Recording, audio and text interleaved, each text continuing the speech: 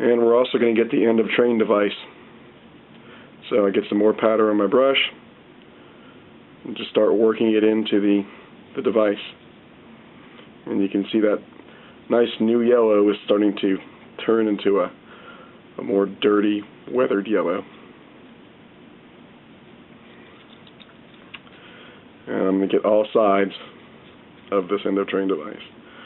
Now on a surface like this where it's a bright yellow, sometimes what I like to do is get a shorter brush that's more like a bristle, that's a little more abrasive, and I get some of the brown powder on there, and you start rubbing that in, and the short brush will do a little better job of really rubbing it in there.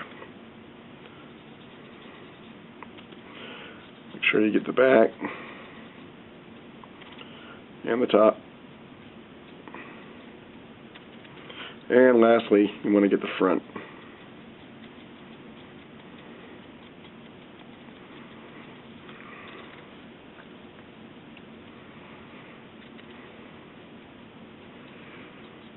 There. And now you can see that nice new yellow end of train device is now just a little bit more weathered, looks a little more used than it did before. Once you're done with the end of train device, you can do the other side of the truck like I've done here, and after that you've got a completely weathered truck.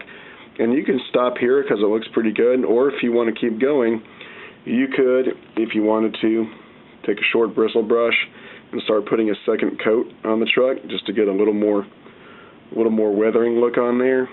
Or another thing you can do is if you want to give a look of some caked on dirt, what I will do sometimes is I will take my brush and apply a little dull coat onto a certain part of the truck,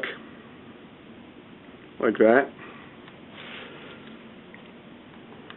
Get it to dry just a little bit, and while it's still somewhat wet, I'll take some weathering powder and apply it to the still wet dull coat, and what that does is it gives more of a caked on dirt look.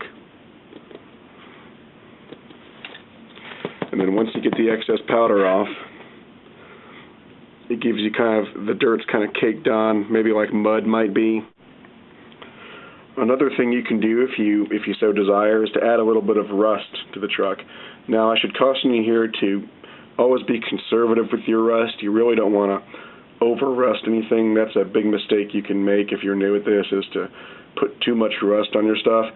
Active service railroad equipment is usually not that rusty, but you can put a little on if you want. So what I do in those situations is I will get a clean brush, and out of my weathering powders I'll get, let's say, some medium rust, and I'll put it down there on the paper, and then I'll clean my brush off again, and then I'll get a little bit of dull coat, and I'll mix that with the rust powder, and then what you get is a nice liquid rust that you can put onto your truck. And so once I've got that, I'm going to dab a little bit right there around these springs. Just a little bit, you don't want to overdo it. And then once I'm done, remember to clean off your brush. And then what I'll do is get a little more of my brown weathering powder and go over that just to tone that rust down a bit so it doesn't stick out quite as bad. And there we go. And now I've got a little bit of rust coloration on those springs, and it's just enough so it looks weathered, but it doesn't look too rusted. And that's about it for this truck. If you wanted to keep going, you could cake more dirt or mud on there. You could go darker with the powders and go with some darker mud, darker dirt. You could put more rust on there if you wanted, but I'm going to leave it here for right now. Now that we've weathered this truck, we also want to weather this other truck on the freight car so that it matches this truck. And since we're going to be taking this truck off and swapping it out for this one, we're going to go ahead and take both trucks off. To take these trucks off, I've turned the car over and I've placed it on top of a towel so that the top side of the car does not get damaged. On each side of the truck, there's a screw that needs to come out. So with my Phillips head screwdriver, I'm going to take those screws out. Now that I've got all the screws off of the trucks, I can turn the car back over, and these little platforms will pop right off, and I'll set those aside. And then on each truck, there's one screw that needs to come off to release the truck from the car body.